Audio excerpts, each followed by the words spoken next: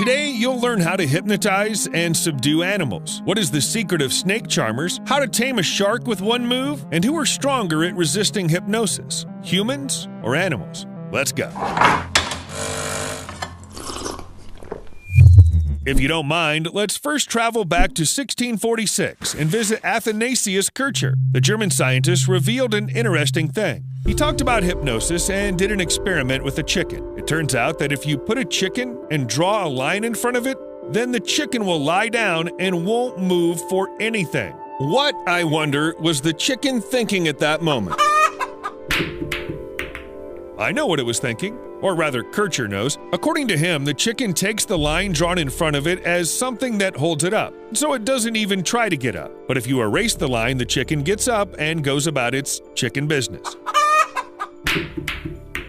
You've probably seen specially trained people hypnotize various animals by pinning them to the ground. This behavior is called tonic immobility. Some animals become sort of paralyzed and unresponsive to external stimuli. In most cases, this occurs in response to an extreme threat, such as capture by a suspected predator. So if, for example, you grab and press a frog too hard, it'll go into energy-saving mode. The animal remains conscious at all times, it just doesn't move. Well, if I just ignore it. If I ignore it, maybe it will go away. And it's today that scientists can explain this behavior in clever terms. Write an article, post it on the internet, and then I can find and put that information into the video, thanks to the scientists. And in 1954, people who could suddenly immobilize an animal with a single force of mind were considered hypnotists or even magicians. Though it would seem, what could this lady do? She turned the poor animal over, made mad eyes at the camera, and that's all. Consider her the Lady of Rabbits. Maybe this lady is Radagast the Brown at heart.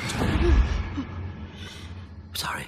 But that just won't work now. People are aware that animals sometimes go into a stupor and even play dead. This phenomenon is called thanatosis and is found in many species such as possums, some snakes, and even pigeons. See for yourself. Here's a cat calmly eating a pigeon, which looks like it'll never be able to resist anything ever again. But if it's distracted for just a second, and I can hear it laughing. To be honest, I can't always tell the difference between that very stillness and fake death. This pigeon is faking it so badly that it wouldn't even get a part in a commercial. Or is it just scared? You're dead. Come on. Write your version in the comments. Or this gazelle right here. Was it faking its death and not reacting to the bites to bide its time? Actually, if you think about it, it was damn lucky.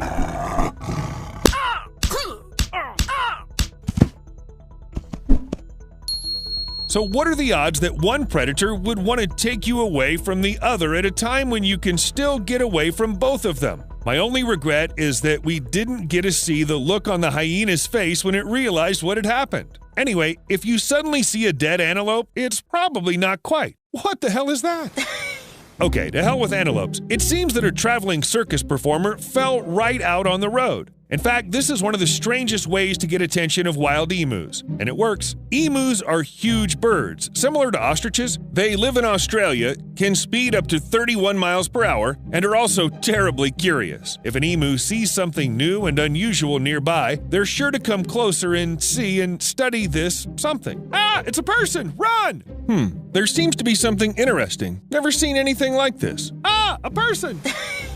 That's pretty cool, eh? The emus are lucky, though. Their natural enemies are dingoes and birds of prey, which absolutely won't lie on their backs waving their paws in the air to attract attention. They apply simple strategy. Aim for the head before you get pinned down. But other animals have learned to use the curiosity of others to their advantage. And not just use, they do the dance of death. Wow, that sounds rather pretentious. Seems like a tango with elements of aerial acrobatics at least. But actually, we're talking about stoats, and hardly their tango would look as it should. However, they do dance. This doesn't happen very often because usually stoats eat small rodents by easily catching them. But sometimes they want something bigger, a hare or a rabbit. Fighting them in a fair fight is almost unrealistic for a stoat. It's too small, lightweight, and much slower. Try to catch up with a rabbit that doesn't want to be eaten by anyone at all? It runs faster than Usain Bolt. And that's when it comes the time of the dance. Once near the rabbit, the stoat starts wriggling, jumping, and tumbling like crazy. Of course, the rabbit looks at all this and thinks, what the? And while the stoat is dancing, it slowly gets closer and closer to its prey. And as soon as it's very close, it suddenly attacks it. One precise, strong bite, and it can eat. This almost insane behavior is unique in its own way, although Arctic foxes sometimes do similar dances around polar owls. Their choreography, however, is clearly lame, so scientists question the true purpose of these movements. Game? I don't think so. Hunting each other? The animals are kinda equal and occupy the same niche. Maybe it's even a rivalry for some lemmings burrow. Whoever wins gets dinner. Don't ask what the rules are in this dance battle. And now, pay attention! An interesting fact. If you take a look at a human and any animal over time, hypnosis will take over the human, sinking them into a deep trance, and the animal will eventually develop an immunity. Now back to the point. All of you have probably heard at least once in your life about the hypnosis of snakes by means of flute and music. You might see something like this in some movie or cartoon. What's the secret? Pick the right melody? Wear the same headdress? Or maybe... Okay. Actually, snakes can't hear absolutely anything. Nature has compensated for snakes' lack of hearing by equipping them with two hollows with special membranes near their eyes. That's how snakes can perceive their surroundings. But then why do they become hypnotized? It's all about the movements of the charmer and their instrument. By the way, this thing is called a punji. The snake perceives it as a threat. And since it's defending itself at that moment, it won't attack first, but will simply control the situation and entertain the audience at the same time. That's the secret of hypnosis. But all this is nothing compared to what tigers can do. Nature endowed them with a more serious ability. The snarl alone will allow the predator to paralyze any animal that can hear it. Anything can fall under its attack, from a mouse to a skilled trainer. And this isn't a myth, but a real scientific fact, confirmed by years of research. The human ear can perceive only a part of the tiger's growl, that is, sounds with a frequency of 20 hertz or more. But tigers, along with whales, elephants, and rhinoceroses, can produce sounds below 20 hertz.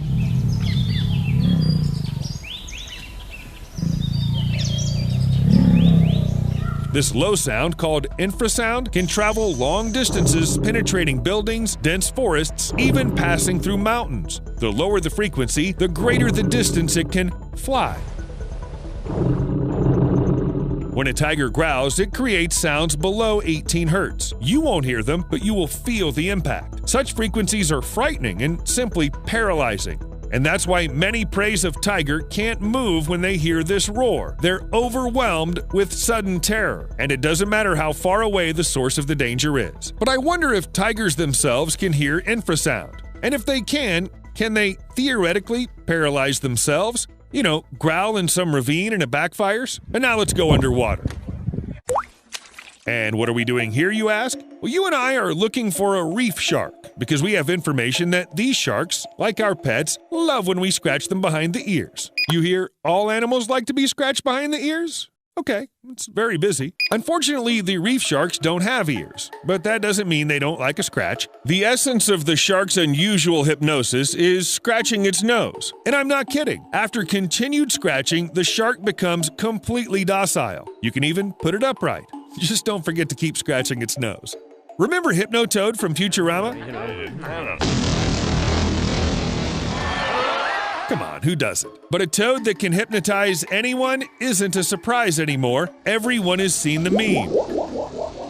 So how about hypnotize a Hypnotoad? Okay, at least just a toad. Look at it. It doesn't take its eyes off the screen at all. And if you put the image on a monitor, for example, would it work on a cat? Who's a good kitty, huh? I have to be honest, I didn't have any frogs, or at least newts close at hand to test this method. However, there is a 100% way to hypnotize a frog, and it's quite human. Just give it a smartphone.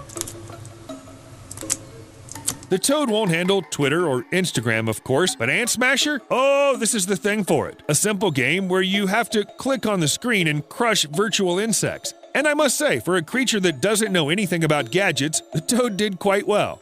Yeah, it bit its owner's finger, but he started it first. He shouldn't have interfered with gameplay.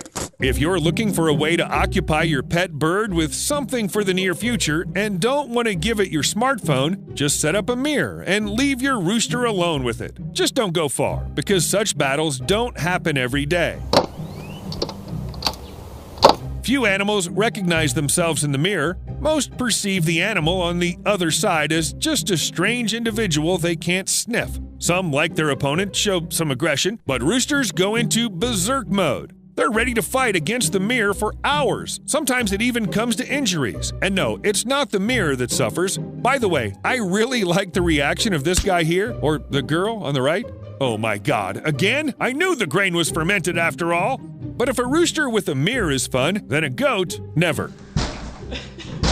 Seriously, never leave a goat alone with a mirror. Unless, of course, you want to lose it.